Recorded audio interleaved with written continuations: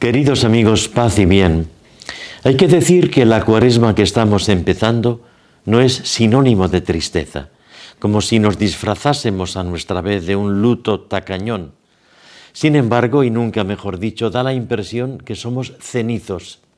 ¿Pero es así realmente? ¿Por qué entonces nos empeñamos en un hacer cuaresmal tejido tantas veces de oración, de ayuno y de limosna?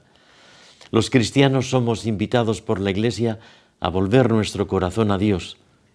La andadura de un año, el pasar tantos caminos pisándolos y dormir en tantas posadas, puede habernos traído no solo el cansancio y el desgaste inevitables, sino también las dolencias en el alma apagada, las arrugas en la sonrisa acartonada, el desencanto en el corazón endurecido, en fin, todo eso que llamamos pecado.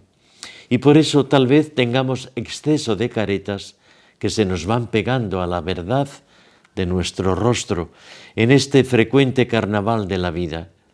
Necesitamos ir despegando con paciencia y decisión todos esos disfraces que oculta la verdad de Dios en nosotros. Para eso es la Cuaresma.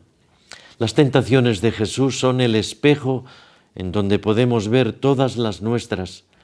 Es el desierto de todas nuestras tentaciones en donde se nos salva de la soledad, librándonos de nuestras seducciones funestas, para así prepararnos a la acogida renovada de la luz pascual que viene a iluminar todas nuestras oscuridades, la acogida de la victoria del resucitado que viene a triunfar sobre nuestras muertes y derrotas.